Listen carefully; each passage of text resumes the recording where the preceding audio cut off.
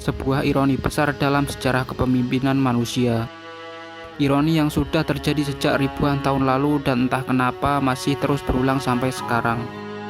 Ironi itu adalah orang-orang yang paling haus kekuasaan justru seringkali yang paling tidak layak memegangnya. Pernahkah Anda berpikir kenapa orang-orang yang paling ambisius, yang paling ngotot ingin menjadi pemimpin justru sering mengecewakan setelah mereka berkuasa? Kenapa orang-orang yang kelihatannya percaya diri dengan visi yang besar dan janji-janji muluk pada akhirnya malah memperlihatkan kebijaksanaan yang dangkal dan keputusan yang merugikan banyak orang? Dan lebih anehnya lagi, kenapa orang-orang yang bijaksana, yang cerdas, dan yang benar-benar paham tentang masalah yang dihadapi masyarakat justru enggan untuk terjun ke politik?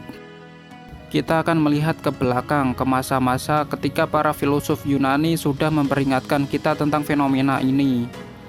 Kita akan menyelam ke dalam sistem demokrasi kita sendiri dan mencari tahu kenapa orang-orang yang tidak layak justru kita bisa naik ke tumpuk kekuasaan. Dan yang paling penting, kita akan coba mencari apakah ada solusi dari masalah ini atau kita memang sudah terjebak dalam siklus yang tidak ada ujungnya. Peringatan dari masa lalu Sokrates dan Plato. Mari kita mulai dari sejarah. Ribuan tahun lalu, Sokrates sudah memperingatkan kita tentang bahaya ini. Menurut Sokrates, pemimpin terbaik adalah mereka yang terpaksa memimpin, bukan yang berambisi memimpin. Kenapa? Karena mereka yang terpaksa memimpin adalah orang-orang yang sebenarnya sadar akan beratnya tanggung jawab kekuasaan. Mereka paham betul bahwa setiap keputusan bisa berdampak besar pada kehidupan banyak orang. Orang-orang seperti ini tidak mencari kekuasaan demi kekuasaan itu sendiri. Mereka tidak tergoda oleh gemerlap jabatan atau kemewahan hidup sebagai penguasa. Justru sebaliknya, mereka memikul tanggung jawab karena merasa terpanggil untuk melayani dan mengatasi masalah. Sebaliknya, mereka yang sangat ambisius untuk berkuasa seringkali tidak peduli pada tanggung jawab ini. Mereka lebih sibuk mengejar kekuasaan demi keuntungan pribadi. Mereka melihat kekuasaan sebagai alat untuk mencapai kepentingan sendiri, bukan sebagai amanah yang harus dijalankan dengan bijaksana. Dan bukan cuma Sokrates yang membicarakan tentang hal ini. Plato, murid Sokrates, dalam bukunya yang berjudul Republik, menjelaskan bahwa dalam demokrasi, pemimpin yang terpilih seringkali bukanlah yang paling kompeten, tetapi yang paling pandai memanipulasi emosi dan massa.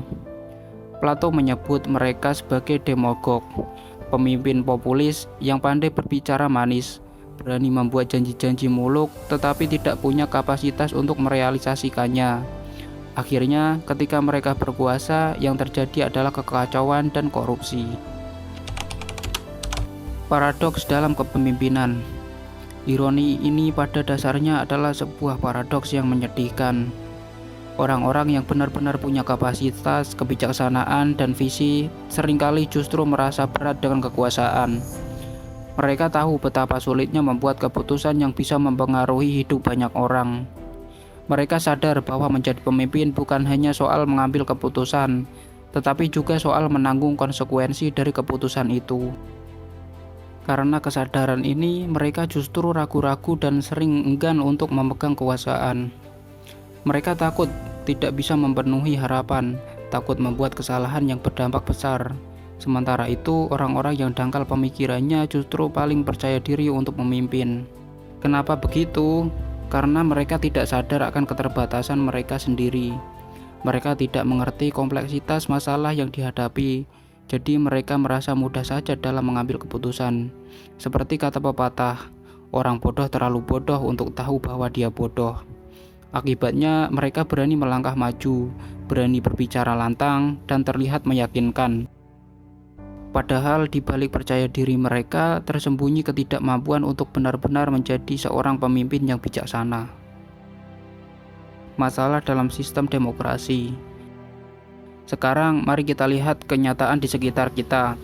Lihat saja politisi kita, berapa banyak di antara mereka yang benar-benar paham ilmu pemerintahan, berapa yang mengerti ekonomi makro, kebijakan publik, dan hubungan internasional.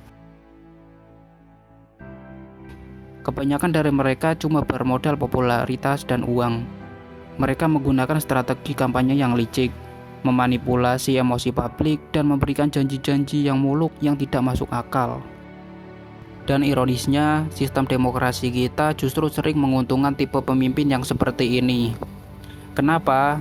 Karena dalam demokrasi, yang menang adalah yang paling populer, bukan yang paling berkompeten. Mereka yang mahir memainkan emosi massa, yang pandai memanfaatkan media, dan yang tidak segan-segan berbohong. Ini bukan masalah baru. Plato sudah memperingatkan tentang bahaya ini ribuan tahun yang lalu. Dia menggambarkan demokrasi seperti sebuah kapal besar yang awak kapalnya lebih percaya pada orang yang paling lantang berteriak daripada pelaut yang berpengalaman yang benar-benar tahu cara mengemudikan kapal. Begitulah demokrasi kita sekarang. Kita memilih pemimpin bukan berdasarkan kompetensinya, tapi berdasarkan kepopulerannya.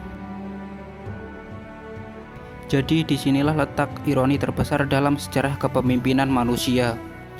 Orang-orang yang paling haus kekuasaan justru seringkali yang paling tidak layak memegangnya. Dan ini terjadi berulang kali dari zaman Yunani kuno sampai zaman modern. Kenapa? Karena sistem kita justru memberi panggung kepada mereka yang agresif, yang berani membuat janji muluk, dan yang paling mahir memainkan emosi massa. Sementara itu, orang-orang yang bijaksana, yang benar-benar berkompeten, memilih mundur karena tidak tahan dengan kotor dan kejamnya politik. Mungkin kita tidak bisa mengubah sistem dalam sekejap, tapi kita bisa memulai dengan menjadi pemilih yang lebih kritis, yang tidak mudah terpengaruh oleh kampanye emosional dan janji-janji kosong. Karena pada akhirnya nasib kepemimpinan ditentukan oleh kualitas pemilihnya,